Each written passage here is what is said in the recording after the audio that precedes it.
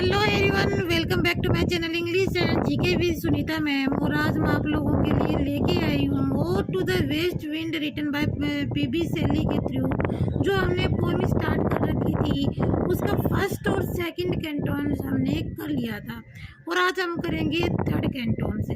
जैसे कि आप सभी को पता है, मैंने पहले भी इसके बारे में आपको जिक्र किया है कि इसके अंदर 5 कैंटोन से दिए हुए हैं, जिसमें से हम थर्ड पे आ गए हैं। और फर्स्ट और सेकंड जो इसके पार्ट हैं, जो कैंटोन्स, उनको मैंने काफ़ी अच्छे तरीके से एक्सप्लेन कर दिया था। अगर किसी ने नहीं रीड किया है, नहीं उसको देखा है, तो प्लेलिस्ट में जाके आप उन्हें देख सकते हैं। थर्ड कैंटोन्स में हम देखते हैं कि thou who didst waken from his summer dreams। जैसे कि हमने फर्स्ट कैंटोन्स में देखा था कि जो वेस्ट विंड है वो अर्थ के ऊपर अपने पावर को दिखाती है। सेकंड कैंटोन्स में स्काई के ऊपर अपने पावर को शो करती है। देन जो थर्ड कैंटोन से हमारा उसमें वह है, और जो हमारा समुद्री जो पार्ट है, जो ओशन वाला पार्ट ना, जो ओशन वाला हिस्सा होता है, उसमें अपने पावर को वो दिखाती है। तो यहाँ से स्टार्ट होता है कि thou would just waken from his summer dreams, the blue Mediterranean where he lay lulled by the coil of his crystalline streams। हम यहाँ से इसको पढ़ेंगे कि इसके अंदर जो ब्लू मेडिटेरियन है, ये जो थर्ड कैंटोन है हमारा, उसमें एक तो अटलांटिक जो ओशियन है और एक मेडिटेरियन है, इन दोनों की बात होती है। तो फर्स्ट में मेडिटेरियन की बात होती है। इसमें मेडिटेरियन ये कहता है कि मैं जैसे सोया हुआ था, गर्मियों समर की जो ड्रीम्स होती है उसमें मैं खोया हुआ था। कौन कह रहे हैं? ब्लू मेडिटेरियन कह रहे हैं। बट इसने मुझे अचानक से जगा दिया, मुझे अवोक कर दिया, जगा दिया। किसने? वेयर ही ले, जहाँ पे मैं लेटा हुआ था। Lulled by the coil of his crystalline stream, यानी क्रिस्टलाइन होता है वो जो सफ़ेद, मतलब जिसे हम कह सकते हैं बिल्कुल क्लीन और प्योर जो पानी होता है इसका, और जहाँ पे मतलब ये स्ट्रीम्स होती है इसकी, तो उसका जो गैदरिंग होती है, तो वहाँ उस झुंड को भी इसने, जहाँ पे मैं लेटा हुआ था, मुझे वहाँ से जगा दिया इसने। मीन्स कहने का मीन्स ये यहाँ पे कि जो वेस्ट विंड है वो इससे भी अधिक पावरफुल है, इसलिए वो इसको भी हिलाने की ताकत रखती है। बिसाइड कॉमिक आइल इन बे, यहाँ पे नेक्स्ट की एक साइड में जो बमिक आइलैंड है, यहाँ पे इसको ये आइलैंड के लिए यूज हुआ है। पहले वहाँ पे ये नाम आता था। जो बेस बे है, जो वहाँ का बेस बे का जो किनारा है, उसके लिए यूज हुआ है। मेडिटेरियन सी के अंदर है ये। तो उसके साइड से भी and saw in sleep old palaces and tower से, कि जहाँ मैं अपने उस प्लेसेस में जो बेस बे का जो किनारा है आइलैंड का, कॉमिक आइलैंड का, जो वहाँ पे प्लेसेस हैं और जो टावर्स हैं, वहाँ पे उसको सोते हुए देखा गया था। क्योंकि वहाँ पे जो ओल्ड प्लेसेस और टावर्स हैं, वहाँ पे वो क्या कह रहे हैं कि जो ब्लू मटेरियल है वो भी सो जाते हैं। Quivering within the waves intense day all overgrow with azure moss and flowers. जो उसकी तेज हवा, जो उसकी वेव्स होती हैं, उसकी जो लहरें होती हैं, वो तेज प्रकाश के साथ और क्विरिंग मचा देती है, कभी छूट जाती है इस तरह से तेजी से। आई एम सो सॉरी, अभी आपको आवाज़ सुनाई दे रही होगी, बहुत शोर शराबा हो रहा है, क्योंकि आपको पता है अभी जो रक्षाबंधन का नज़दीक है और आने वाले समय में जो वहाँ पे सालासर में भी लोग भक्तजन जो जा रहे हैं, तो वहाँ पे देशभक्ति, और 15 अगस्त भी आ रहे हैं, 15 जो अपना डे होता है, बहुत इम्पोर्टेंट होता है, तो अपनी देशभक्ति जगा रहे हैं, बहुत अच्छा लगता है। और एक तरफ देशभक्ति और एक तरफ से प्रभु के प्रति अपनी भक्ति, तो दोनों मिला जुला रूप है। लोग काफ़ी एक्साइटेड हैं और पूरी रोड है वो भरी ही रहती है पूरे दिन, डीजे बाइक वगैरह वालों की आवाज़, तो थोड़ा देख के अच्छा भी लगता है, बट थोड़े से नॉइज़ पोल्यूशन भी हो ही रहा है। चलो कोई बात नहीं, एक दिन की और बात है। चलो हम अपना करते हैं। जैसे कि हमने अभी देखा कि जो वेस्ट विंड है उसकी जो पावर है वो उसको भी हिला देती है, उसको भी कंपन कर देती है। उसकी जो वेव्स में इतना इतना उसकी वेव्स है, जो मेडिटेरियन की जो वेव्स है उसको उसमें भी वो कंपन ला देती है। And all over grow with azure moss and flowers. और ठंड की वजह से जहाँ पे जो काई और जो फ्लावर्स हैं वहाँ पे जो ओवर ग्रो हो चुके हैं, तो ओवर ग्रो हो गए, उसके बावजूद भी वो उनको और अपने साथ उड़ाने में, मतलब उनको हिलाने में वो इतनी वो कैपेबिलिटी उसके अंदर है, उतनी क्षमता उसके अंदर है। तो कहने का मीन्स ये है कि जो ब्लू मेडिटेरियन है वो भी वेस्ट विंड के आगे थोड़ा सा हल्का ही नजर आता है। आगे देखते हैं कि so sweet the sense fans picturing them दो। ये जो बिल्कुल स्वीट्स और फेंट पिक्चरिंग यहाँ पे दिखाई गई है, यानी कि वो कब सपनों में खोया हुआ सा अच्छे से सपने ले रहा था, ऐसी पिक्चर से और स्वीट स्वीट से ऐसी पिक्चर उसकी दिखाई गई है। But who those path the Atlantic level powers. अब देखो यहाँ पे अटलांटिक की बात हुई है, तो जो कैंटोनस थर्ड है अपना, तो उसमें जो इम्पोर्टेंस है कि इसके अंदर क्वेश्चन बनता है कि स्टार्टिंग के जो 5 लाइन्स हैं उसके अंदर किस ओशंस की बात होती है, तो वो ब्लू मेडिटेरियन है। और जो लास्ट वाले उसके अंदर किस ओशंस की बात होती है, तो वो अटलांटिक है। तो इस बात को आप ध्यान में रखें, इसमें मेडिटेरियन और अटलांटिक दोनों की बात हुई है, जो काफ़ी इंपॉर्टेंट है और क्वेश्चन में आया हुआ भी है ये। For whose path Atlantic level powers cleave themselves into chains while far below। आगे कहते हैं कि जो अटलांटिक का जो पाथ है उस लेवल को भी, मतलब जहाँ पे अटलांटिक के ओशियंस है, तो इसमें इतनी उसके पावर को भी ये चीर देती है। क्लीम से होता है चीरना, उसको भी चीर देती है इनटू चेन्स, यानी 2 पार्ट्स में उसको डिवाइड कर देती है। व्हाइल फार बिलो, जैसे कि मानो वो उसके आगे झुक के गया हो, यानी कि अब यहाँ पर भी वेस्ट विंड की पावर को रिफ्लेक्ट किया गया है।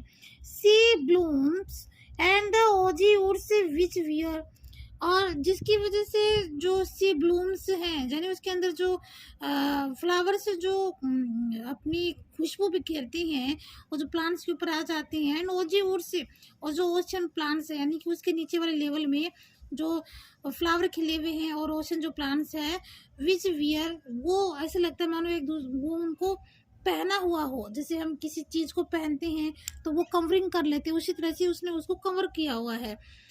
The shapeless follies of the ocean, वैसे तो उसकी जो फॉलीज, वैसे तो जो प्लांट्स होते हैं और उनके जो गिरे जैसे जो पत्तियां होती हैं, जो लीव्स होती हैं, वो लीव्स जब ग्रीन नहीं रहती है ना, थोड़ी येलो पेल में आ जाती हैं, तो उसके लिए जो वो नीचे गिर जाते हैं उसके लिए यूज हुआ। तो वो सेल्फलेस जो लीव्स हैं वो जो ओशन के अंदर गिर जाती हैं, तो नाउ द वॉइस, तो हम उस वॉइस को जानते हैं, suddenly grow grey with fear, तो उस सडनली आवाज़ में भी, उस सडनली माहौल में भी वो कैसा ग्रे कलर का और फियर के साथ ग्रो करते हुए दिखाई देता है। कि मतलब उस जैसे हम लाइन को इस तरह से कर सकते हैं कि मानो वो डर गया, उसकी आवाज़ के साथ उसके अंदर कंपन आ गई हो, यानी उसके अंदर ग्रे कलर के साथ, कलर तो आपको पता है कैसा होता है, तो वो जैसे ग्रे कलर में हो गया हो और फियर के मारे वो कपकपी छूट गई हो। एंड ट्रेम्बल एंड डिस्पाइल देम से सो हियर, ट्रेम्बल एंड डिस्पॉइल, तो यहाँ पे कहते हैं कि जैसे उसके अंदर जो ट्रिम्बल है और डिस्पॉइल है, वो अपने आप में एक तरफ में जो उसको पावर देती हैं, जो उसको शक्ति देती हैं, वो भी वहाँ पे उसके सामने नतमस्तक होती हुई से नजर आती है। फिर वहाँ पे वही संबोधन होता है, ओ हियर वेस्ट लैंड, तो उसको कहता है कि मुझे भी तुम तुम्हारे जैसा ही बना लो।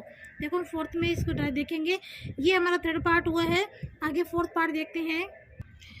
आगे 4th कैंटोन्स में पीबी सेली कहते हैं कि if I were a dead leaves, अब यहाँ पे देखो संभावना जता रहा है, if I were a dead leaves, condition वाला सेंटेंस आपने ग्रामेटिकल इंग्लिश में पढ़ा हुआ। कंडीशन वाले सेंटेंस में क्या होता है, if I were a dead leave, यदि मैं भी एक सूखा पत्ता होता, मृत पत्ता होता, दाउ माई टेस्ट पियर, तो मैं भी उसकी ताकत को सहन कर पाता।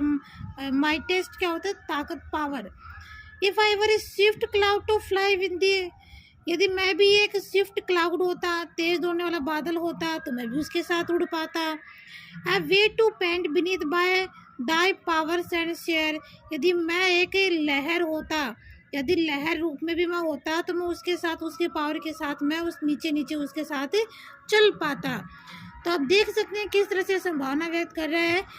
इसकी इंटरनल पार्ट है वो इतना दुखी है कि वो मतलब वेस्ट विंड के क्या एक हिस्सा बनना चाहता है। जब मर्जी चाहे वहाँ चला जाए, जब मर्जी चाहे वो कुछ भी करे। The impulse of the strange only less free than the uncontrollable.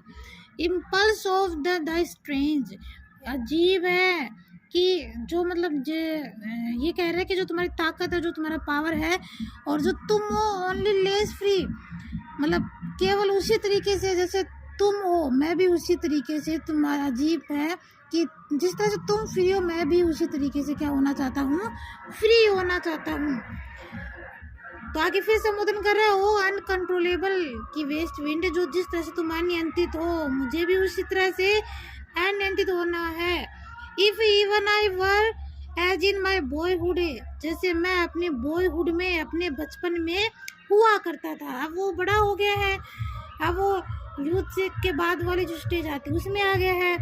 तो वो कह रहा है कि मैं जैसे पहले था मैं वैसे ही तुम्हारी तरह होना चाहता हूँ। फिर आ रहा है, देखो डीजे थोड़ा सा हमें इसको स्टॉप करना पड़ेगा। चलो आगे देखते हैं। And could be the comrade of the wandering over heaven as they went to outstrip the sky speed scarce seemed a vision I would never have striven। आगे के जो पॉइंट है वो कहता है कि जिस तरह से तुम एम लेस होके, तुम्हारा कोई उद्देश्य नहीं होता, कभी इधर भटकती हो कभी उधर भटकती हो। वंडरिंग ओवर हेवन, चाहे वो हेवन को भी ओवर कर देती हो। As they went to out stream the sky speed, और तुम जब अपनी स्पीड में होती हो तो स्काई को भी अपने पीछे छोड़ देती हो। स्केयर सीम्ड विजन, उसी विजन में, उसी दृष्टि में जैसे तुम बिना डरे हुए प्रतीत होती हो। I would never have stand, मैं भी तुमसे यही याचना करता हूँ कि तुम मुझे भी वैसा ही बना दो, मुझे भी वैसी ही पावर दे दो, मुझे वैसी ही शक्ति दे दो ताकि मैं भी तुम्हारे नक्शे कदम पर ही चल सकूँ। Next as thus within prayer in my sore need, or lift me as a wave, as a leaf, a cloud। जो पोइट है वो वेस्ट विंड से याचना करता है, प्रार्थना करता है, प्रेयर करता है कि मुझे भी अपना उसी हिस्से का, उसी अपने जो तुम वंडरिंग करती हो, इधर उधर घूमती हो, बिना किसी के रोक टोक के सबको पीछे पछाड़ देती हो, जैसा मैं अपने बॉयहुड में करता था। तो मुझे वापस से उसी कंडीशन में ला दो, मुझे वही चीज़ दे दो जो तुम करती हो, मुझे वैसी ही चीज़ पसंद है। As thou with thee in prayer in my sore need, ये मेरी बहुत एक तीव्र इच्छा है, तीव्र ये चाहता हूँ, मैं तुमसे प्रेयर करता हूँ, बार बार वो याचना करता है क्यों lift me as a wave, a leaf, a cloud, कि मुझे तुम्हारे साथ लिफ्ट होना है, ऊपर उठना है, लहरों के साथ चलना है, पत्तियों के साथ उड़ना है, क्लाउड की तरह चलना है। मतलब कह रहा है कि जो तुम अपनी पावर जिन जिन पे दिखाती हो मुझे वैसे ही तुम्हारे साथ रहना है, वैसे ही करना है, मैं भी तुम्हारे जैसा ही होना चाहता हूँ। I fall upon the thorns of life है। देखो ये जो स्टेंजा है ये काफ़ी इंपॉर्टेंट है। I fall upon thorns of life, क्या कह रहा है कि मेरी लाइफ है वो कांटों से भर गई है, मुझे ऐसा लगता है मानो मैं कांटों के ऊपर लेटा हुआ हूँ। आई ब्लीड, मुझे ब्लड ही ब्लड आ रहे हैं। A heavy weight of hours has claimed, sorry has चेंड and बोझ, और वो जो घंटों का जो भारी बोझ है वो मुझे मतलब काफ़ी दिनों से, काफ़ी समय से, और मुझे ऐसे लगता है मानो मुझे बांध के रखा और मुझे झुका दिया हो। तो यहाँ पे ये लाइन बहुत इंपॉर्टेंट है, इसको ध्यान में रखना। One too likes thee tameless and swift and proud, और मैं तुम्हारी तरह ही वो लाइक करता है कि तुम्हारी तरह ही मैं टेमलेस Swift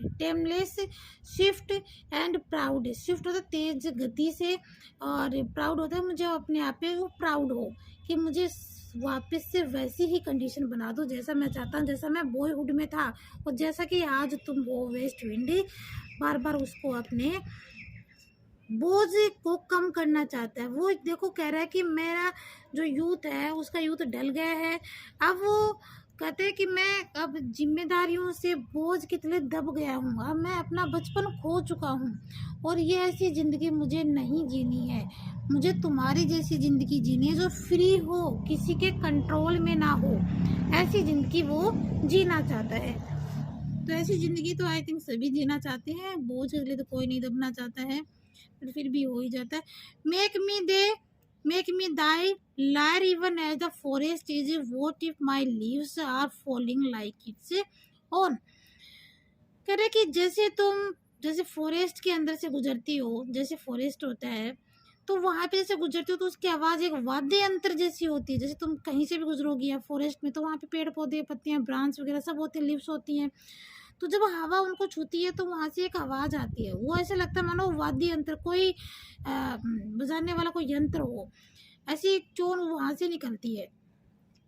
What if my leaves are falling like its own? अब क्या हो गया है कि मेरी जो पत्तियां हैं, What if my leaves are falling, उनकी तरह मेरी पत्तियां भी गिर चुकी हैं, like its own, कि मेरी तरह उनकी पत्तियां भी गिर चुकी हैं। मतलब जिस तरह से मेरा यूथ ढल रहा है वैसे ही उनका यूथ भी ढल रहा है।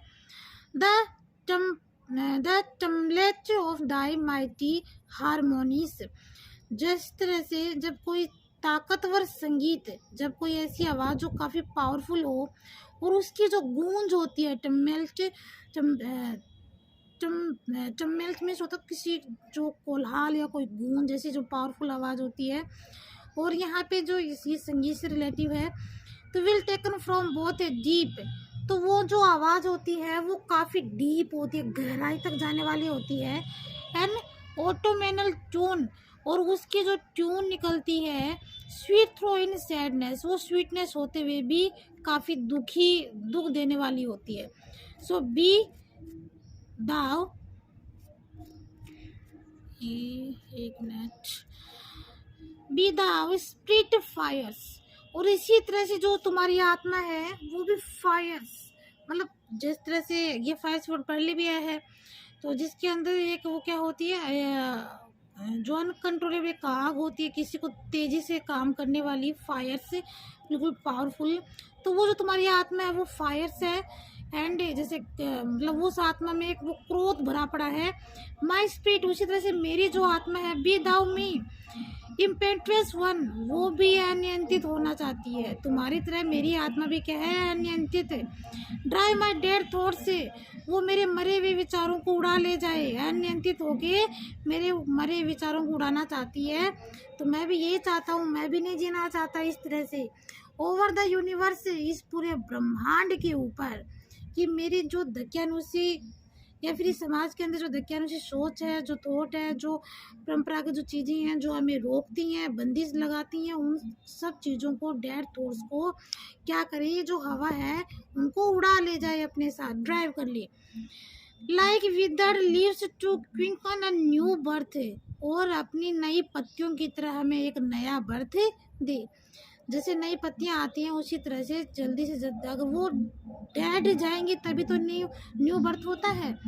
And by the intentions of this verse, इस तरह से वो एक उच्चारण करके वर्ज के साथ, जैसे वर्ज पोइम होती है, हम वर्ज में बोलते हैं, उस उच्चारण के साथ उसको आह्वान करता है।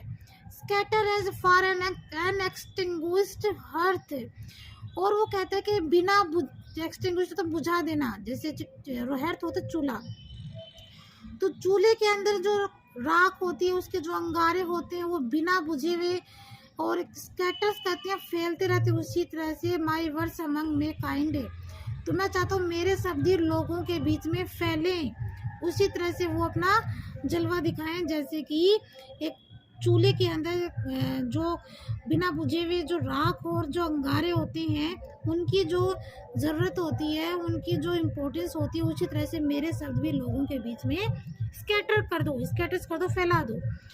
B through my lips to an awoken earth that tempest of a prophecy, अब कहते उस मेरे लिप्स के माध्यम से अनअवोक्ड अर्थ, जो अर्थ होती है जैसे जिस तरह से जो आने वाले भविष्य की भविष्यवाणी होती है, जैसे पहले ज़माने में क्या था, जब कोई राजा को या किंग को कोई प्रोफेसी करनी होती थी, भविष्यवाणी करनी होती किसी और को, तो वो ढोल बजा के करते थे पब्लिक के अंदर। लेकिन यहाँ कह रहा है कि मेरे लिप्स से अन्य अवोकंड, जैसे अर्थ के ऊपर होता है उसी तरह से अनअवोकंड लिप्स की तरह मेरे भविष्य, जो ये भविष्यवाणी है, जो ये विचार है, उनको सब तरफ फैला दो। O wind, if winter comes can spring be far behind. बहुत इंपॉर्टेंट लाइन है ये, लास्ट लाइन, इसको याद रखना कि ओ वेस्ट विंड, जिस तरह से यदि विंटर आती है तो उसके पीछे पीछे क्या आती है, स्प्रिंग भी आती है। मतलब जैसे बुराई है तो अच्छाई भी होती है, और उसी तरह से शैतान है तो भगवान भी होता है। तो कह रहे हैं कि विंटर आती है तो स्प्रिंग भी आएगा, मतलब अगर पतझड़ होता है तो बाहर भी आएगा। तो हमें उस चीज़ को ध्यान में रखना चाहिए और अपने लाइफ को आगे बढ़ाते हुए चलना चाहिए। गाइस, चैनल को बंद करने से पहले या जाने से पहले मेरे चैनल को लाइक, शेयर और सब्सक्राइब जरूर करें। जो आपको अगर कहीं को डाउट लगता है, कोई चीज़ ऐसी लगती है, तो आप कमेंट बॉक्स के थ्रू पूछ सकते हैं और मुझे ज़्यादा से ज़्यादा मोटिवेट करें। और जो भी आपकी आगे की जो भी चीज़ है, अगर आप पूछना चाहते हो, कोई पोम आपको चाहिए, कोई टॉपिक आपको चाहिए, तो आप कमेंट में लिख सकते हैं। Okay guys, bye bye.